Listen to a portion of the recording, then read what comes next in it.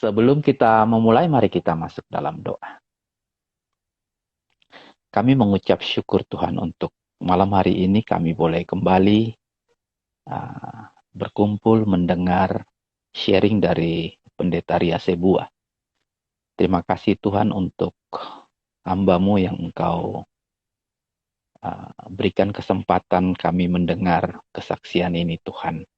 Biarlah apa yang kami perbincangkan boleh menginspirasi lebih banyak orang untuk melihat yang harus dikerjakan yang Tuhan inginkan. Terima kasih kami mau menyerahkan saluran IG Instagram ini ke dalam tangan-Mu juga Tuhan. Kami memakai saluran ini, kami memakai gadget yang kami gunakan, biarlah semua ini boleh berjalan dengan baik dan dalam pemeliharaan Tuhan juga. Kami berserah dan berdoa hanya di dalam nama Tuhan Yesus. Amin. Amin. Amin. Sesuai tema yang ada Ibu, bahwa misi mengerjakan yang Tuhan inginkan gitu ya. Kenapa kami mengangkat ini? Karena kami melihat perjalanan Bu Ria ya, begitu panjang gitu ya. Dari Nias, kemudian studi ke mana, ke Jogja, kemudian ke Jakarta, ke Singapura, ke Filipina, ke London ya, ke Inggris. Dan pulang ke rumah gitu, Nias lagi ya. Benar. Bu, perjalanan itu boleh secara garis besar kita tahu dulu kira-kira Ibu ketika awal itu menerima, kok mau begitu ya Bu untuk menerima menjadi misionaris Bu. Ya Pak, dengan segala senang hati saya mau sharingkan. Dan ya selamat malam Bapak Ibu yang sedang bersama kami dalam IG Live ini.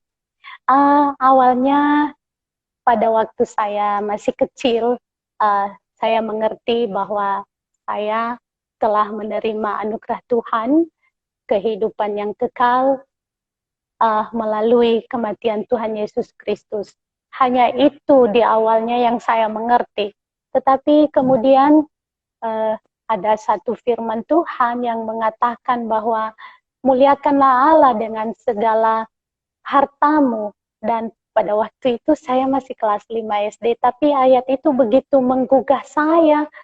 Saya terus mencari bagaimana saya memuliakan Allah dengan harta saya. Saya nggak punya harta apa-apa. Itu dalam kitab Amsal pasal 3 ayat 9. Dan seiring berlalunya waktu, tiba-tiba saya tidak tahu bagaimana itu terjadinya. Sampai hari ini pun saya tidak tahu. Ada surat tiba di rumah kami, dan surat itu dari seseorang. Barulah saya kenal di situ dia menyebut namanya misionaris, dan dia mengatakan bahwa pekerjaannya adalah memberitakan Tuhan Yesus kepada orang-orang di seluruh dunia. Itu yang saya mengerti waktu itu. Sampai hari ini saya tidak tahu dari mana surat itu, Pak. Setelah saya masuk dalam dunia misi, setelah saya selesai kuliah nantinya, saya baru mengerti bahwa itu namanya surat doa, itu yang disebut dengan surat doa. Tetapi kalimatnya menjadi misionaris telah mengubah hidup saya. Saya jadi berkata, oh, saya mungkin bisa memuliakan Allah dengan menjadi misionaris. Nah, tetapi pemikiran itu saya pendam terus sampai 4 tahun kemudian. Saya mendengar tantangan dari seorang pengkhotbah ketika kami sedang merayakan Natal. Waktu itu saya masih kelas 2 SMP, dan dia berkata, pengkhotbah itu berkata, saat ini dunia berkembang begitu pesat, tetapi orang-orang seperti berlomba-lomba masuk neraka. Dan Tuhan membutuhkan kamu untuk pergi kepada mereka untuk menceritakan bahwa mereka kepada mereka telah tersedia keselamatan di dalam Tuhan Yesus. Pada saat itu saya mendengar seolah-olah pengkhotbah berbicara langsung kepada saya, menunjuk kepada saya, Tuhan membutuhkan kamu. Dan disitulah saya duduk di tempat saya duduk, saya berkata, Tuhan, sekarang saya tahu bagaimana saya bisa memuliakan Tuhan. Saya akan pergi menjadi misionaris. Dan saya terus memegang itu di hati saya, terus mendoakan, nggak berani menceritakan kepada orang tua, karena saya tahu pada waktu itu sepertinya itu hal yang mustahil terjadi. Nggak pernah anak perempuan Nias diizinkan pergi jauh-jauh dari orang tuanya. Namun saya terus mendoakan dan saya terus memegang janji itu. Saya masuk ke sekolah teologi, karena yang saya tahu pada waktu itu untuk menjadi misionaris harus masuk sekolah teologi. Nggak ada yang membimbing saya waktu itu. Nah, saya masuk ke sekolah teologi di Duta Wacana, STT Duta Wacana. Selama berada di STT Duta Wacana, saya terus berpikir bagaimana supaya bisa menjadi misionaris. Dan di situ di STT Duta Wacana saya bertemu dengan misionaris OMF. Dari beliaulah saya mengenal tentang OMF. Lalu kemudian saya mengajukan aplikasi kepada OMF, menunjukkan diri, saya mau menjadi misionaris gitu Pak. Dan itu butuh proses, saya masih tingkat 3 di STT pada waktu itu, dan prosesnya cukup lama. Ketika saya memberitahu kepada gereja saya, BNKP, Eforus pada waktu itu mengatakan, kami pun sedang berdoa supaya pada ulang tahun ke-130 Berita Injil di Nias, ada misionaris diutus dari Nias ke luar Indonesia, ke luar Nias. Lalu pada waktu itu Bapak Eforus mengatakan, tapi Anda harus ditahbiskan dulu. Itu sebabnya setelah lulus dari STT, saya melayani dulu di Pulau Nias, di gereja kami, BNKP. Kemudian saya ditahbis. Pada hari saya ditahbis, itu di bulan Mei tahun 96, diumumkan juga bahwa saya akan diutus menjadi misionaris. Dan pada waktu itu saya sudah mengenal suku Manobo dari berbagai informasi. Dan pada waktu itulah diumumkan bahwa saya akan menjadi misionaris kepada suku Manobo di Filipina. Dan itu saya jalani Pak, masa persiapan setelah diutus sepertinya butuh waktu 1,5 tahun, sehingga pada akhirnya di ulang tahun Berita Injil ke-132, saya diutus dari BNKP kepada suku Manobo di Filipina. Dan itu saya jalani dengan sepenuh hati selama 17 tahun, Pak. 17 tahun? Iya, Pak. Selama 17 tahun. Dan selama berada di sana, selama 17 tahun itu, saya pun terus mendengar panggilan Tuhan untuk kembali ke Pulau Nias. Untuk mempersiapkan anak-anak Tuhan di Pulau Nias masuk dalam pelayanan misi global, pelayanan misi sedunia. Dan dalam rangka itu, saya mau mempersiapkan diri lebih baik lagi. Saya mengambil studi, Tuhan membuka kesempatan kepada saya untuk studi di Singapura selama 1 tahun, dan kemudian untuk studi D3, S3, maksud saya, di Oxford Center for Mission Studies. Namun studi itu tidak bisa saya selesaikan. Saya jalani selama 4 tahun, kemudian di tahun selanjutnya saya sama sekali tidak mendapat visa. 3 kali saya mengajukan permohonan visa dan 3 kali juga saya ditolak.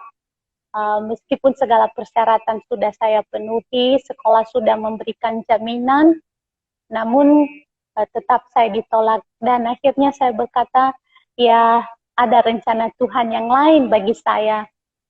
Dan sementara itu juga di tahun 2014, setelah pelayanan misi di Tanah Manobo bisa didewasakan, kami serahkan seluruh pelayanan di Tanah Manobo kepada pelayan lokal yang sudah kami bekali untuk itu, dan gereja-gereja Manobo yang lahir dari pelayanan kami juga sudah mulai mengutus misionaris. Jadi bagi saya itu sudah merupakan petunjuk bahwa mereka sudah bisa ditinggalkan.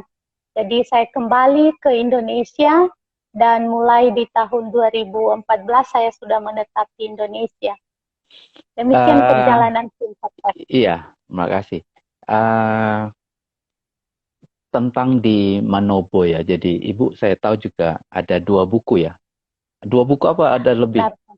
2 buku ya, baru untuk baru 2 ya, yang di Ya. Manobo itu. Beberapa rekan pendeta GKI Jawa Timur pernah berkunjung ke tempat Ibu ya. Nah, mungkin Benar. garis besar dulu lah, Manobo itu kondisinya seperti apa, Ibu? Dan itu kita harus, kalau ke Filipina harus kemana dulu, harus baru bisa masuk ke itu pedalaman itu seperti apa kira-kira? Biar yang lain bisa memahami kira-kira perjalanan ke sana. Iya Pak, kalau dari Jakarta kita bisa melewati Singapura lalu ke Manila, dari Manila baru ke Davao. Ya, bisa juga dari Jakarta langsung ke Manila, dan dari Manila kita terbang lagi. Ya, kita terbang lagi selama 1,5 jam dan tibalah di Davao. Davao itu ibu kota dari Pulau Mindanao. Pulau Mindanao ya. Benar Pak, itu kota besar, dan dari kota Mindanao itu saya akan mengadakan perjalanan. Waktu itu saya punya mobil, biasanya naik mobil saya nyetir selama 2 jam dan tiba di kota terakhir yang bisa saya lewati dengan mobil. Kemudian mobil saya tinggalkan di situ, itu kota kabupaten ya. Kemudian mobil saya tinggalkan di situ, lalu saya naik ojek selama 3 jam. Dan saya akan tiba di ujung jalan terakhir yang bisa dimasuki oleh ojek itu, dan saya akan berjalan selama 1,5 jam. Dan tibalah saya di desa di mana kami telah mendirikan rumah untuk kami. Itu sudah masuk ke dalam hutan, di mana tidak ada apa-apa lagi. Tidak ada sekolah, tidak ada pasar, tidak ada listrik, tidak ada apa-apa. Yang bisa kita lihat adalah gubuk-gubuk, segala kemiskinan gitu Pak. Jadi lengkap ya perjalanan itu ya. Kalau dari Manila, ibu kota Filipina itu ke Davao 1,5 jam bisa pakai pesawat. Dari Davao pakai mobil 3 jam ya tadi ya, ke terakhir Ibu. 2 jam. 2 jam, kemudian naik ojek 4 jam lagi, kemudian jalan kaki. Iya, 3 jam, kemudian jalan kaki lagi 1,5 jam. Lengkap kendaraan. Iya. Transportasinya lengkap sekali. Iya, Pak. Ya. Dan itu pedalaman ya, memang karena ndak ada listrik, ndak ada macam-macam. Sekolah juga apa ada atau apa? Jadi pada waktu itu kami melayani di 11 desa. Lalu kami mendirikan rumah kami di satu desa yang disebut Tagasan. Dan hanya di Tagasan ini ada sekolah kelas 1 dan kelas 2. Oke. Sementara di 11 desa yang lain tidak ada sekolah. Nah, itu Ibu 17 tahun ya di Tagasan itu ya, Dek. Desa itu ya. Benar, Pak. Iya, Pak. Ketika Ibu masuk, ada orang Kristen di situ? Em, Tidak ada, Tidak ada ya. tidak. Ketika Ibu keluar, berapa orang Kristen? Di setiap desa, di Gereja setiap desa itu apakah sudah ada orang Kristen ketika Ibu keluar? sudah, Pak. 11 Sudah, desa itu. Pak. Ya, sudah ada gereja dan sudah ada para pelayan Tuhan juga. Jadi selama berada di sana, selain kami menginjili secara langsung, kami juga membina para penginjil dan para pendeta. Kami mendirikan beberapa sekolah setingkat SD, tetapi itu sekolah non formal. Kami jalankan itu selama 10 tahun.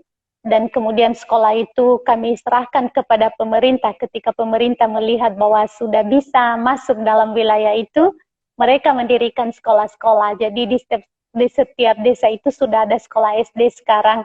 Dan bahkan sudah ada sekolah SMP, satu sekolah SMP, dan ada satu klinik kesehatan juga. Nah, kami juga mendirikan sekolah Alkitab selama 3 tahun kami jalankan. Dan itu untuk membekali para pelayan di setiap desa di mana gereja-gereja Tuhan sudah berdiri, Pak. Oke. 2014 ketika Ibu keluar dari situ, apakah listrik sudah masuk atau apa? Atau masih tetap belum ada perkembangan dari segi infrastruktur? Dari segi infrastruktur belum ada perubahan.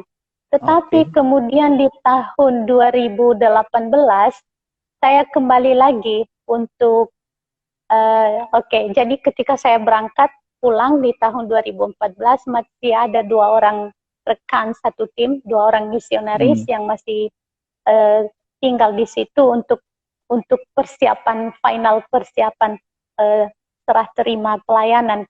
Nah, di tahun 2018 ketika serah terima pelayanan kami lakukan, itu saya sendiri pun kaget. Sudah ada listrik dan sudah ada jalan aspal beton masuk ke wilayah itu, Pak. Puji Tuhan. Dan sekolah SMP itu sudah semakin besar, demikian juga kliniknya sudah ada rencana pada waktu itu untuk dijadikan sebuah rumah sakit. Jadi itu sangat memberkati. Jadi sudah tidak perlu, jadi kendaraan mobil sudah bisa dari Davao itu sudah bisa sampai ke lokasi ya. Tidak perlu harus berganti ojek, tidak perlu berjalan kaki lagi ya. Benar sekali. Dan sungai yang dulu biasanya harus kami lewati untuk menyeberang dari ujung jalan itu sudah ada jembatan yang sangat kokoh dibangun pemerintah. Oke. Ya. Bapak Ibu yang sebenarnya Bapak Ibu kalau ingin mengetahui detail pelayanan dari Pendeta Ria Sebua, Anda bisa membaca buku-buku yang ditulis oleh Pendeta Ria. Itu banyak tentang kesaksian pelayanan selama di Tagasan, Manobo itu. Sampah menjadi persembahan, itu salah satu bukunya. Judul, kemudian yang buku kedua, Jangan Jamah Hamba Tuhan. Begitu ya. Ketika Pendeta Ria datang ke GKI Ngagel, sudah membawa juga buku-buku itu. Iya. Itu dijual, sudah masuk ke Gramedia atau apa? Atau masih melewati yang penerbit itu, Bu? Saya kurang tahu bagaimana keadaan, apakah itu sudah masuk toko-toko buku pagi itu biasanya diurus oleh penerbitnya saja, Bina Kasih. Bina Kasih. Karena sudah ada yang cetak lebih ini kan, sampulnya lebih baru kan yang itu. Benar, Pak. Oke. Ya, jadi Bapak Ibu bisa membaca itu kalau ingin tahu bagaimana suka bukan suka duka. Lebih banyak sukanya bagi Bu Ria ketika melayani di sana, dan itu ada dalam buku itu, Bapak Ibu bisa mengikuti dinamika segala macam yang terjadi di sana ada. Bu Ria, setelah 17 tahun di sana, itu karena memang ditarik oleh organisasi untuk keluar, atau memang Ibu harus selesai di situ tugasnya? Um, iya Pak, gini, ketika kami masuk di wilayah Tagasan itu, kami membuat strategi pelayanan dan Iya. kami merencanakan bahwa uh, bila sudah mulai kelihatan buah, tidak, maka kami merencanakan satu demi satu kami misionaris akan menarik diri Oh, sampai akhirnya tidak ada lagi misionaris di situ. Dan pada oh. saat saya kembali itu, saya melihat sudah ada para pendeta yang kami bina dalam sekolah teologi, ya, dalam sekolah Alkitab Itu yang kami dirikan. penduduk asli yang menjadi pendeta yang di. Benar Pak, penduduk asli. Mereka memang tidak melewati sekolah formal, dalam arti ada beberapa mereka yang sudah tamat SD, tapi ada 4 orang juga yang malah belum pernah masuk SD, jadi kami ajari dulu belajar baca tulis, baru kemudian mereka belajar di sekolah Alkitab, dan hanya 1 orang pernah duduk di bangku kelas 1 SMP. Jadi orang setempat, mereka orang dari setiap desa itu. Ya. Jadi sementara juga saya melihat bahwa di ladang misi mereka sudah semakin dewasa, sudah bisa ditinggal, maka secara terus-menerus saya mendengar panggilan Tuhan, beban untuk mempersiapkan Pulau Nias untuk masuk dalam pelayanan misi. Dan jadi sebenarnya tidak ada yang meminta saya untuk keluar, hanya melihat kenyataan itu bahwa pelayanan sudah berbuah, maka sudah saatnya melihat tempat lain, apalagi yang perlu saya kerjakan gitu Pak. Oke. Dan visi itu adalah memang Nias. Benar sekali Pak. Saya sebenarnya ketika waktu di awal sekali sebelum berangkat ke ladang misi, hati saya ada 2 di hati saya, 2 tempat, Nias Manobo, Nias Manobo. Dan pada waktu itu saya menyadari kehendak Tuhan bagi saya adalah pergi ke tanah Manobo untuk melakukan misi Allah. Dan saya yakin pada waktu Allah nanti saya pun akan dibawa kembali ke Nias. Jadi ketika memikirkan kemana saya harus pergi setelah ini, hanya satu tempat yang muncul di hati saya, yaitu Pulau Nias.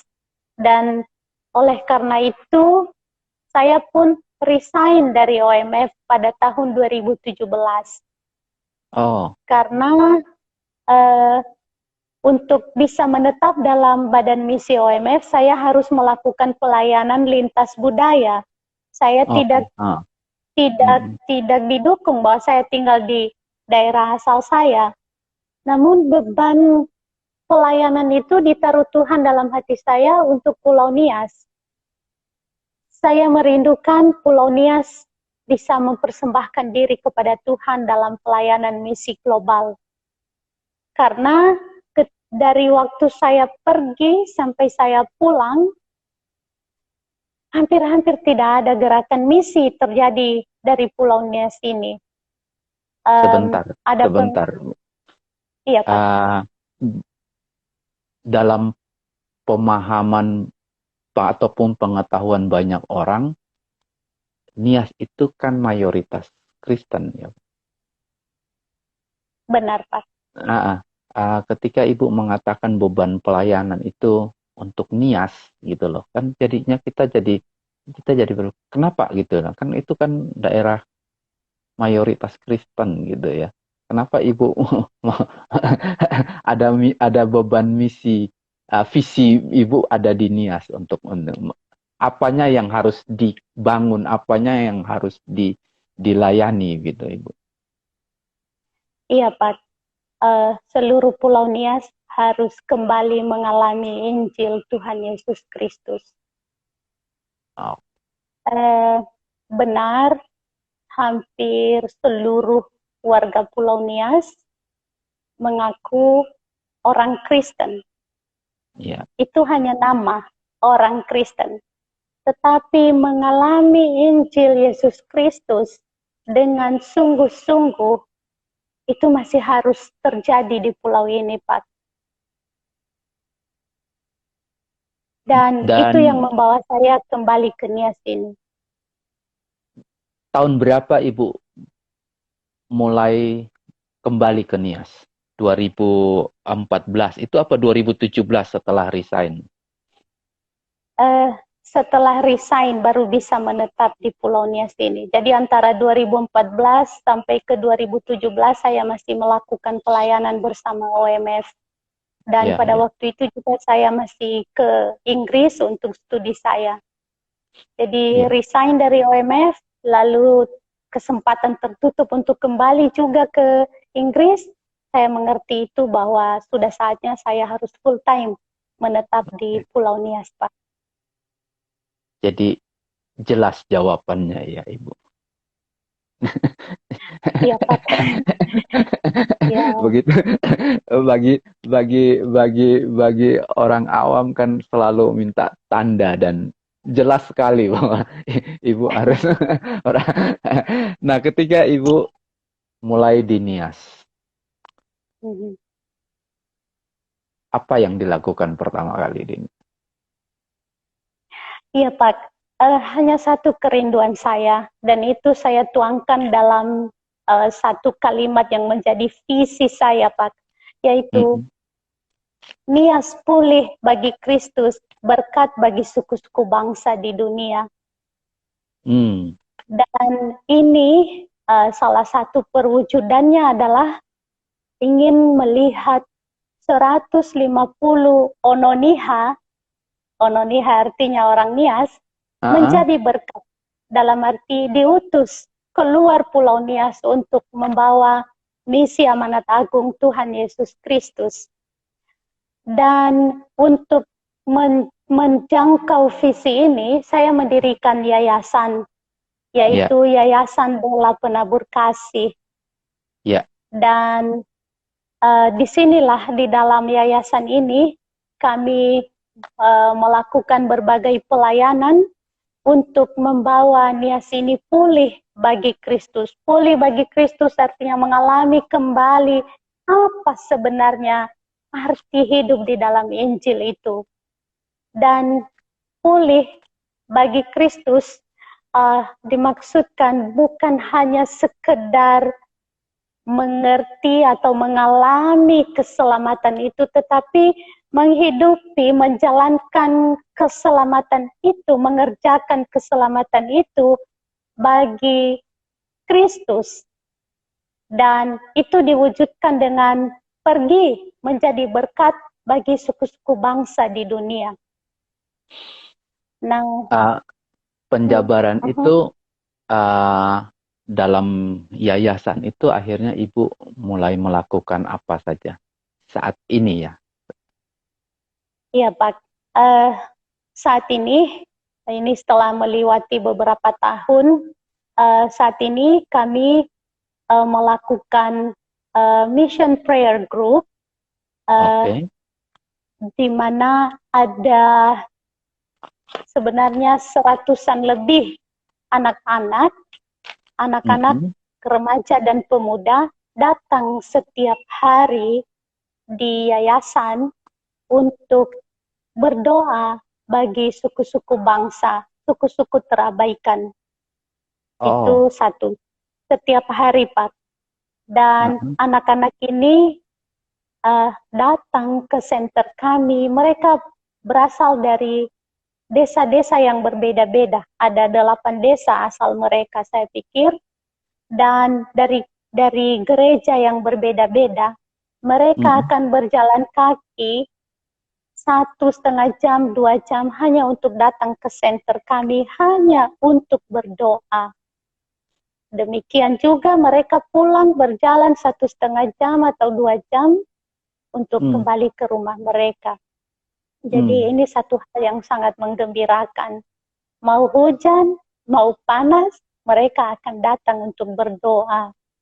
Hanya dalam 1 minggu terakhir inilah kami liburkan karena pemerintah Gunung Sitoli, kota di mana kami tinggal, melarang pertemuan-pertemuan. Jadi kami sudah liburkan dalam 1 minggu terakhir ini. Itu satu dari kegiatan kami. Ya, itu saya lihat ada rumah doa ya, atau tempat retreat gitu ya. Memang Ibu bangun untuk sebagai bagian dari pelayanan untuk atau mempersiapkan orang-orang itu ya, Ibu. Benar sekali, Pak. Itu gedung yayasan di mana saya berada saat ini. Itu gedung Yayasan Dela Penabur Kasih. Dan di dalam gedung ini kami melakukan berbagai aktivitas. Salah satunya tadi Mission Prayer Group. Dan juga kami mengadakan pembinaan kepada calon-calon misionaris.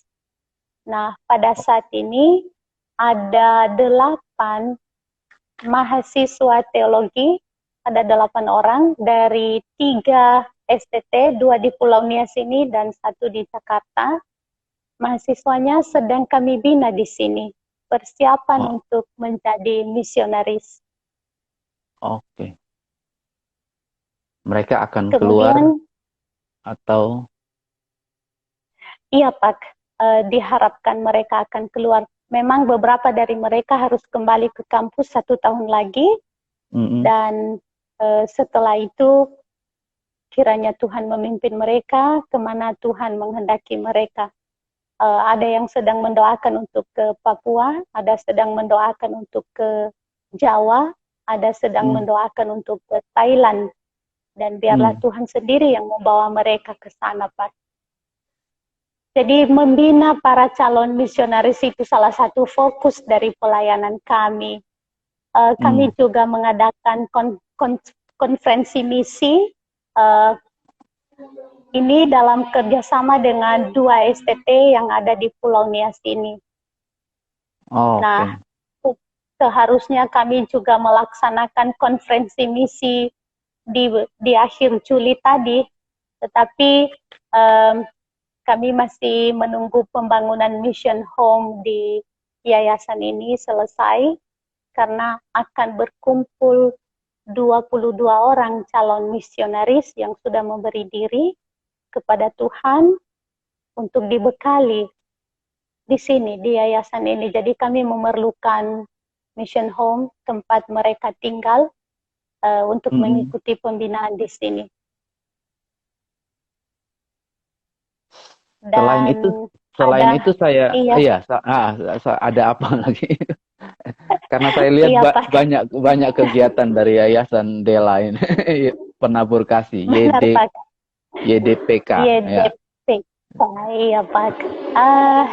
Kami juga sebagai platform kami dalam pemuritan, kami melakukan pengembangan masyarakat secara khusus dalam bidang mengolah atau memproduksi sumber daya alam yang melimpah di sekitar kami, yaitu mengolah kelapa. Ini menghasilkan VCO, virgin coconut oil, dan juga menghasilkan minyak goreng. Ini kami usahakan sebagai bisnis dan sebagai platform untuk menjangkau masyarakat di sekitar kami. Kami membentuk UKM, KTB UKM, kami namakan KTB UKM, Kelompok Tumbuh Bersama UKM. Nah, dalam KTB UKM ini kami membina 3 desa. Dan tujuannya adalah untuk peningkatan ekonomi, peningkatan kesejahteraan hidup masyarakat yang kami bina. Di sini juga dalam yayasan kami melakukan dulu sebelum di tahun yang lalu kami mengusahakan peternakan babi. Ini sudah sempat berhasil. Ada beberapa keluarga yang kami bina, kami sediakan ternak babinya, kami bimbing di dalam Tuhan, dan kami sendiri di yayasan juga mengusahakan ternak babi ini sebagai jalan untuk sebagai income generating, Pak ya, menghasilkan untuk kebutuhan yayasan. Tetapi sayangnya ketika flu babi menyerang Pulau Nias, seluruh babi kami juga hancur. Kehancuran di atas 120 juta kami hitung-hitung. Wow. Ya, jadi saat ini kami masih belum pulih dari itu. Di yayasan kami punya 1 ekor babi yang masih kami pelihara. Babi sangat sulit di Nias sekarang ini, Pak. Karena flu babi itu Nias jadi susah babi ya. Benar, Pak. Nah, ini semua sebenarnya hanya platform bagi kami untuk melakukan pembinaan. Kemudian kami juga membina orang-orang muda, mempersiapkan kaum profesional yang memiliki visi untuk misi. Dan ini kami lakukan dengan cara memberi beasiswa kepada mahasiswa. Ya, tetapi screeningnya agak ketat, yaitu para mahasiswa yang satu visi dengan YDPK. Ya. Banyak sekali ya Ibu. ternyata yang Ibu kerjakan. Saya cuma membayangkan ketika Ibu mendoakan dan mempunyai visi yang ditaruh Tuhan untuk Nias itu, saya pikir apa yang harus dikerjakan. Ternyata banyak sekali. Ada mission prayer group, ada bina para misionaris, konvensi misi, sumber daya alam yang di ini bina kaum muda. Waduh. Iya, satu lagi mungkin yang bisa saya katakan sebagai ini yang besar-besar saja yang saya ceritakan ini, Pak. Satu lagi, kami juga telah membuka PKBM, Pusat Kegiatan Belajar Masyarakat, di mana orang-orang di sekitar ini, di sekitar kami, datang untuk belajar bahasa Inggris, dan sesungguhnya ini pun platform kami untuk melakukan penjangkauan, karena di dalam kami mengajar bahasa Inggris, kami juga memberikan pembinaan rohani, pembinaan karakter, dan yang paling inti adalah mengajak mereka untuk bermisi mulai sekarang, bukan nanti.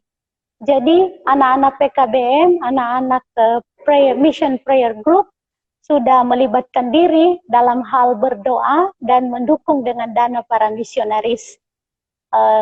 Anak-anak itu bukan dari keluarga yang kaya, mereka dari keluarga yang sangat sederhana, dan mereka datang dalam Mission Prayer Group dan membawa persembahan misi. Banyak dari mereka mendapat sedikit uang jajan dari orang tua, 500 rupiah, 1000 rupiah, dan mereka bisa tahan diri, Pak. Mereka tidak beli jajan, tetapi uang jajan itu mereka serahkan di kotak persembahan misi. Dan saat ini, setiap 3 bulan sekali kami membuka kotak persembahan misi itu, dan isinya kami kirim kepada satu pasang suami istri yang saat ini melayani di Kyrgyzstan. Nah, ini satu hal yang sangat besar bagi saya yang bisa kami kerjakan dari Pulau Nias ini. Dari segi jumlah kecil, tapi ini nilainya sangat besar di hadapan Tuhan. Ya. Iya, Pak.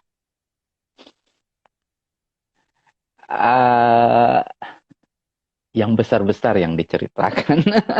Ternyata masih banyak yang kecil. Bu, melihat segala aktivitas yang begitu banyak, platform-platform yang harus ini, Tuhan masih memelihara, Tuhan mesti menyediakan semuanya untuk untuk visi yang Dia taruh. Saya ingin tahu kalau misalnya orang-orang yang mendengar ini dan mereka rekan-rekan yang ikut acara malam hari ini ataupun nanti jemaat GKI Ngagel yang menonton ulang acara ini dan mereka ingin berbagi kepada Ibu. Apakah itu boleh diizinkan ya Ibu ya? Terima kasih atas pertanyaannya, Pak. Sejauh ini kami hidup dalam anugerah Tuhan dan penyediaan Tuhan saja. Iya. Pelayanan di dalam Yayasan Dela Penabur Kasih sejauh ini sampai saat ini belum ada donatur. Tetap ini kita bicara soal dana, Pak ya. Iya. Tetapi kami melihat dari waktu ke waktu Tuhan menyediakan. Kadang kami tidak tahu dari mana sumbernya. Orangnya tidak mau diketahui gitu, Pak. Saya cerita sedikit satu keajaiban Tuhan pada kami di tahun ini untuk mempersiapkan diri menjalankan konferensi misi. Kami mendoakan Tuhan izinkan kami memiliki sebuah mission home di mana ada tempat bagi orang-orang untuk tidur dan tempat untuk belajar juga. Dan kami hanya punya sebidang tanah yang cukup untuk membangun mission home itu. Kami berdoa, Tuhan ini tanahnya, bangunlah mission home itu. Dan awalnya uang pertama yang diberikan Tuhan, seorang ibu dari Jakarta, kami tidak pernah bertemu, dia mengirim di rekening pribadi saya. Kata beliau, Tuhan menggerakkan saya untuk mengirim uang kepada Ibu Pendeta. Dan karena saya tidak punya uang, saya menjual emas saya seharga 10 juta. Dan uang itulah yang diberikannya, 10 juta. Dengan uang 10 juta itu, kami berdoa, Tuhan, kami sudah punya 10 juta. Kiranya Tuhan mencukupkan. Kami memberanikan diri untuk bicara kepada tukang, merencanakan pembangunan. Dan dari hari ke hari, terus berdoa, Tuhan cukupkanlah bagi kami. Dan mission home itu sekarang sudah memakan biaya 700 juta. Sedang dalam pembangunan. Kami berharap dalam mungkin 3 minggu lagi sudah bisa ditempati. Dan semuanya datang sebagai anugerah Tuhan saja, Pak. Ada orang-orang mengirim dan tidak mau namanya dikenal. Dan itulah yang kami gunakan. Di tengah-tengah pembangunan mission home ini, ada seseorang, ada sebidang tanah, berbatasan dengan tanah, di mana gedung yayasan ini berada. Dan kami mendoakan tanah itu selama 4 tahun. Tuhan, kiranya kami bisa membeli tanah ini. Dan selama 4 tahun itu pun saya terus bertanya kepada pemiliknya, apakah dia mau jual. Katanya tidak. Tetapi suatu hari Minggu saya bertemu di gereja dengan pemiliknya dan saya merasa Tuhan menggerakkan saya untuk meminta kepadanya, menanyakan. Dan saya tanyakan dan katanya, iya, kalau kamu sungguh-sungguh mau membeli, saya akan bicarakan dengan anak-anak saya. 2 hari kemudian, si ibu ini menelpon saya, katanya, apakah kamu sungguh-sungguh membeli? Saya mengatakan, iya Kak, berapa? Dan saya datang ke rumahnya membicarakan. Itu pada waktu itu, kami memiliki 0 rupiah di tangan. Kami berdoa, Tuhan, kami mau membeli tanah ini. Sudah 4 tahun kami doakan. Bagaimana caranya? Lalu saya menulis dalam surat doa saya, mari berdoa untuk sebidang tanah ini yang ingin kami beli untuk kebutuhan yayasan. 2 hari kemudian, Pak, saya mendapat berita dari seseorang, katanya Tuhan menggerakkan saya untuk menyediakan sejumlah yang dibutuhkan itu. Dan jumlah itu cukup banyak, Pak, 320 juta. Dan itu sudah disediakan Tuhan. Nah, demikian kami beroperasi. sejauh ini. Namun saya sebagai pimpinan dalam yayasan ini sering juga deg-degan, Tuhan, dari mana uang makan kami besok, dari mana allowance para pelayan, dari mana semua kebutuhan untuk operasional yayasan ini. Saya dan kami semua dalam yayasan sedang mendoakan kiranya Tuhan menyediakan pendukung yang regular untuk segala kebutuhan di yayasan ini. Saat ini kami ada 19 orang tinggal dalam yayasan ini. Semua stay in. Ini untuk efektivitas pelayanan dan pembinaan. Termasuk yang 8 orang mahasiswa teologi itu. Jadi ya kami menadahkan piring kami kepada Tuhan setiap waktu, isilah piring kami Tuhan, kami butuh makanan. Dan kami membuka dompet kami kepada Tuhan, isi dompet kami Tuhan, kami butuh uang. Nah ini saya membuka diri kepada Bapak Ibu di GKI Ngagel, bila Tuhan menggerakkan Bapak Ibu untuk bersama kami dalam yayasan ini, mari Bapak Ibu, kami sangat terbuka, bahkan ini pokok doa kami di hadapan Tuhan. Tadi pengurus berbicara kepada saya, mengatakan sisa uang dalam rekening yayasan sekian, tinggal sekian, dan saya hanya terdiam, Pak. Lalu saya masuk ke kamar saya dan berbicara kepada Tuhan. Tuhan, bagaimana saya menjalankan yayasan ini setelah ini? Saya tidak mau menyanyiakan rekan-rekan yang sudah bersama-sama dengan saya. Saya tahu Tuhan pasti akan menyediakan lagi.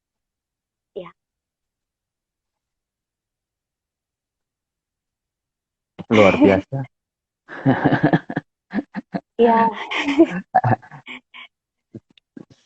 Saya beberapa kali bertemu dengan orang-orang yang bekerja di misi ini dan hidup dari iman begitu ya. Kita ngomong itu kadang begitu gampang, tetapi perasaan sebagai manusia itu ada rasa khawatirnya juga. Besok saya makan apa? Besok saya harus menghidupi apa? Sedangkan hari ini memang Tuhan menyediakan gitu. Tapi sebagai manusia pasti ada kekhawatiran untuk hal itu. Dan orang-orang misi memang bagi saya luar biasa begitu. Kalau bertemu orang-orang yang di bidang misi, mereka punya keyakinan bahwa hidup disediakan Tuhan, tetapi cuma tahunya hari ini. Gitu. Besok harus apa itu nanti Tuhan sediakan. Kita ingat seperti bangsa Israel ya. Besok ada mana, ada daging gitu. Tapi ya secukupnya untuk sehari itu. Iya. Cukupnya untuk Bu, kalau misalnya ada yang terbeban gitu, mereka akan salurkan kemana? Ibu belum, atau nanti mereka bisa menghubungi saya, nanti Ibu bisa ngasih nomor rekening kalau mereka ingin mentransfer dalam bentuk uang atau dalam bentuk barang harus dikirim kemana. Jadi itu bisa disampaikan gitu ya. Jadi beberapa pendengar yang nanti memang Tuhan menggerakkan untuk mereka melakukan itu harus kemana begitu Ibu? Iya Pak, untuk dana bisa ditransfer ke nomor rekening yayasan Pak. Nanti saya bisa sampaikan informasinya kepada Bapak. Demikian juga misalnya mau mengirim barang, boleh Pak. Kami menampung seperti pakaian-pakaian bekas, itu untuk kami berikan kepada yang membutuhkan di sini, apalagi di masa pandemi ini, atau bahan makanan juga bisa, Pak. Ya, Buku-buku untuk anak-anak. Kami memiliki perpustakaan di sini yang juga merupakan platform dari melakukan pemuridan bagi misi Tuhan. Ya, nanti informasinya saya akan kirim kepada Bapak. dari platform yang pemberdayaan masyarakat itu kayak VCO minyak goreng itu Ibu menjual kan, jadi bisa orang membeli kan dari manapun. Benar, Pak. Kami menjual ke seluruh Indonesia. Kami menerima para reseller untuk PCO ini. Nah, di samping itu sebenarnya ada produk kami yang lain. Kami juga produksi wine temulawak, herbal Oh, dari temulawak. mm, Ini satu-satunya di dunia. Ini saya bangga memperkenalkan ini. mm, Penemunya adalah saya. Dan ah, ya sebenarnya ini saya berjuang, ini bisa digunakan sebagai anggur perjamuan kudus. Ini sehat.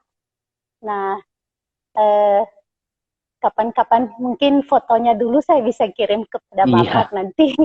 Ya, saya tidak bawa produknya di sini bersama saya. Juga kami memproduksi kapsul kelor. Jadi daun kap, kelor kami buat iya, menjadi kapsul. oke, Ya, kelor kan memiliki sangat tinggi iya, nutrisi, Pak, ya.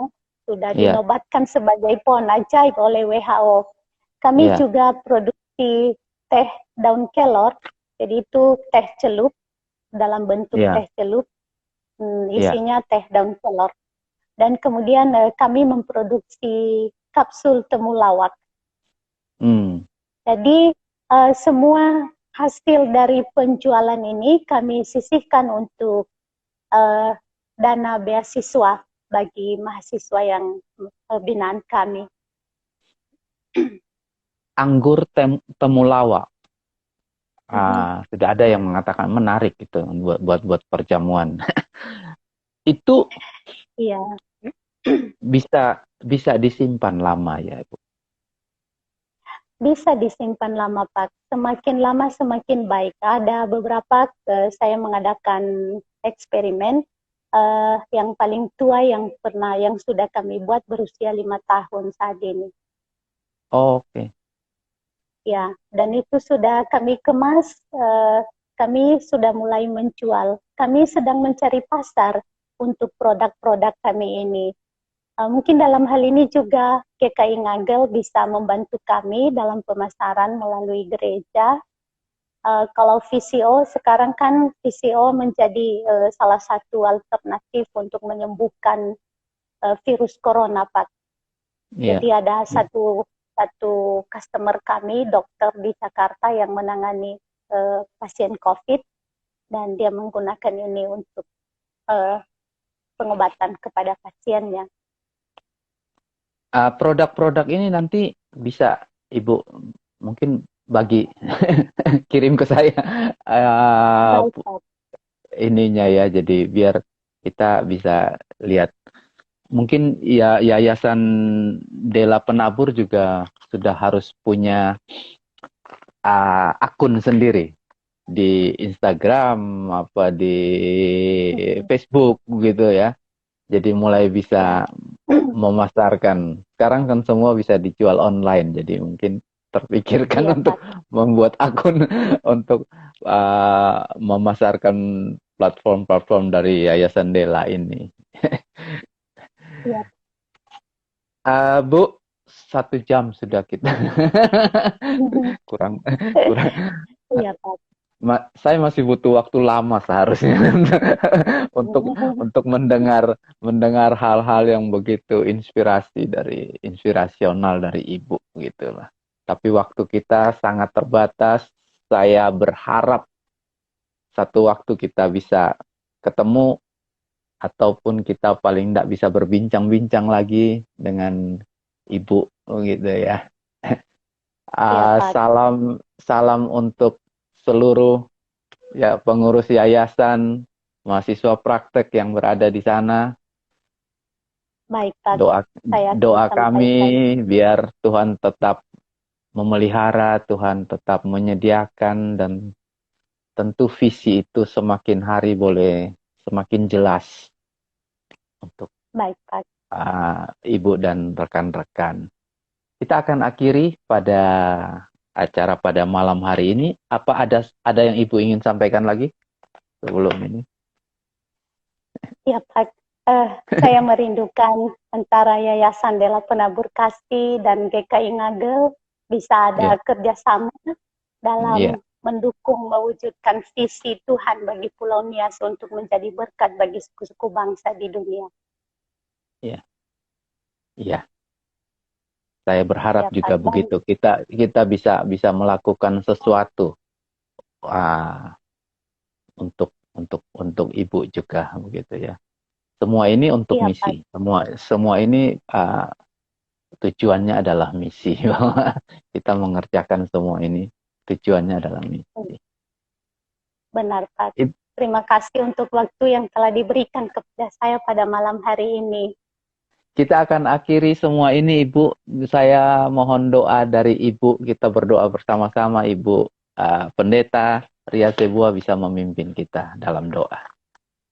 Baik, mari kita berdoa.